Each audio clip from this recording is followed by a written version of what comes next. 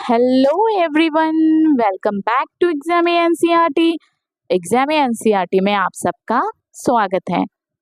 Exam NCERT में जैसे कि मैं आपको बता दूं, एग्जाम एनसीईआरटी में हम लोग सोशल स्टडीज की बुक्स कवर कराते हैं, 6 to 12 NCERT books. Okay, NCERT books हम लोग कवर करा रहे हैं।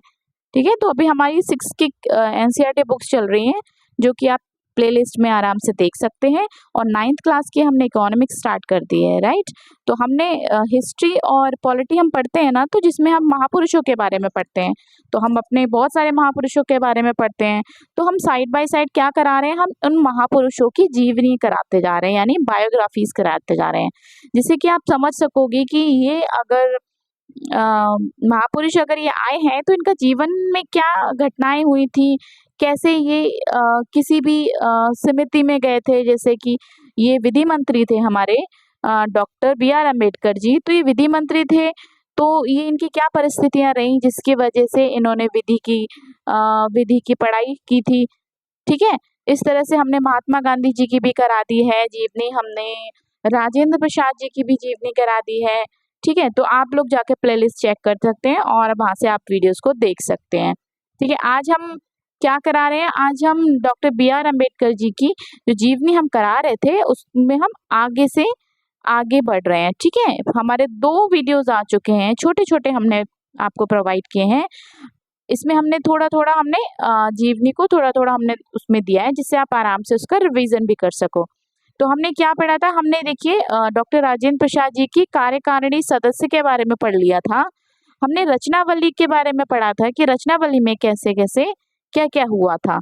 ठीक है, अब हम क्या पढ़ेंगे, आज से हम पढ़ेंगे सामाजिक सुधार।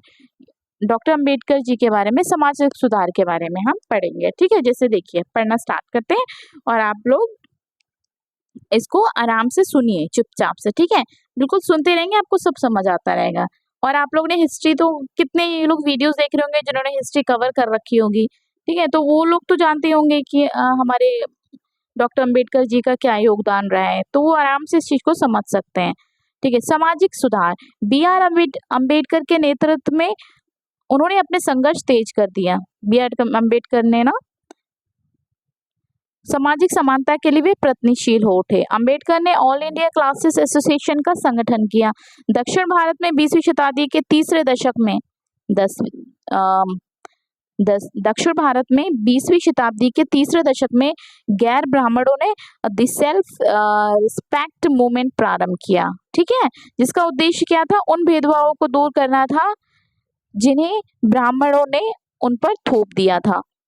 संपूर्ण भारत में दलित जाति के लोगों ने मंदिर में प्रवेश निषेध एवं इस तरह के अन्य प्रतिबंधों के विरुद्ध अनेक आंदोलनों का सूत्रपात किया, परंतु विदेशी शासन में अस्पृश्यता विरोधी संघर्ष पूरी तरह से सफल नहीं हो पाया। विदेशी शासकों को इस बात का भय था कि ऐसा होने से समाज का परंपरावादी और रूढ़िवादी वर्ग उनका विरोधी हो जाएगा। अंततः क्रांतिकारी समाज सुधार का कार्य केवल स्वतंत्र भारत की सरकार ही कर सकती थी।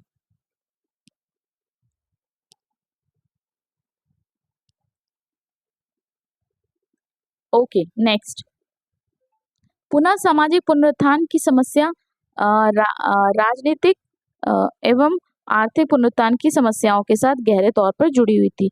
जैसे दलितों के सामाजिक पुनरुत्थान के लिए उनका आर्थिक पुनरुत्थान आवश्यक था, उसी प्रकार के लिए उनके बीच शिक्षा का प्रसार और राजनीतिक अधिकार भी अनिवार्य थे।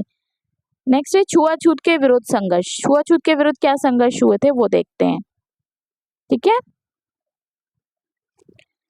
1920 के दशक में मुंबई में एक बार बोलते हुए उन्होंने साफ साफ कहा था, जहां मेरे व्यक्तिगत हित और देश हित में टकराव होगा वहां मैं देश के हित को प्राथमिकता दूंगा, लेकिन जहां दलित जातियों के हित और देश के हित में टकराव होगा वहां मैं दलित जातियों को प्राथमिकता दूंगा।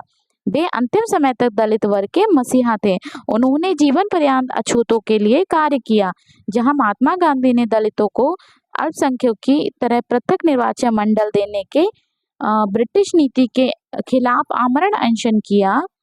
1927 में उन्होंने हिंदुओं द्वारा निजी संपत्ति घोषित सार्वजनिक तालाब से पानी लेने के लिए अछूतों को अधिकार दिलाने के लिए एक सत्याग्रह का नेतृत्व किया। उन्होंने 1937 में बम्बई उच्च न्यायालय में मुकदमा जीता। अंबेडकर ने ऋग्वेद से उदाहरण देकर दिखाया कि आर्य गैर वर्ण और श्याम वर्ण के भी थे। जो हमारे आर्य थे वो क्या थे, गौर वर्ण और श्याम वर्ण के भी थे। अश्विनी देवों ने श्याम और रुक्षती का विवाह कराया। श्याम वर्ण का है और रुक्षती गौर वर्ण की है।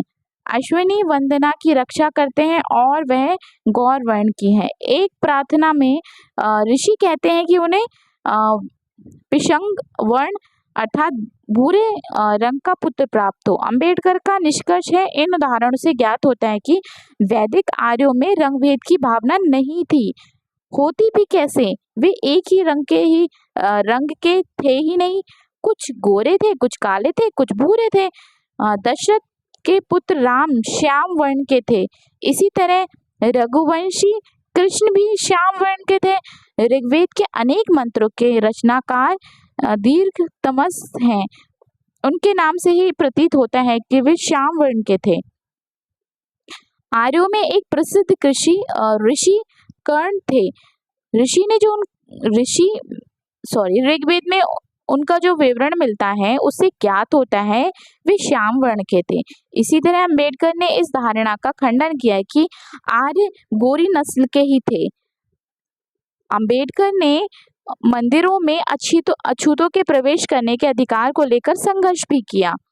वह लंदन में गोलमेज सम्मेलन के शिष्टमंडल के सदस्य थे, जहां उन्होंने अछूतों के लिए अलग निर्वाचन मंडल की मांग की। महात्मा गांधी ने हिंदू समाज के विभाजक मानते हुए विरोध किया। गांधी जी ने क्या किया, हिंदू समाज में विभाजक मानते हुए उसका विरोध किया। उन्हें लगा कि हिंदू समाज को हम विभाजन कर रहे हैं, अछूत और गैर अछूतों को अलग करके एक विभाजन हो रहा है हिंदू समाज में। 1931 में ब्रिटेन के प्रधानमंत्री को संबोधित करते हुए अंबेडकर ने गोलमेज सम्मेलन में कहा, ब्रिटिश पार्लियामेंट और प्रवक्ताओं ने हमेशा यह कहा कि दलित वर्गों के ट्रस्टी हैं। क्या कहा उन लोगों ने कहा, हमेशा ये कहा कि वे दलित वर्गों के ट्रस्टी हैं। मुझे विश्वास है कि यह बात सभ्य लोगों की वैसी झूठी बात नहीं है जो आपसी संबंधों को मधुर बनाने के लिए कही जाती है। मतलब कि वो उन्हें अच्छा नहीं लगा जो उन्होंने ऐसा बोला था ना कि दलित वर्गों के ट्रस्टी हैं, तो उन्हें ये चीज अच्छी नहीं लगी। मेरी राय में किसी भी सरकार का यह निश्चित कर्तव्य होगा कि जो धरोहर उसके पास है उसे वह गवा ना दे। यदि ब्रिटिश सरकार हमें उन लोगों को दया के भरोसे छोड़ देती है, अगर ब्रिटिश सरकार क्या कर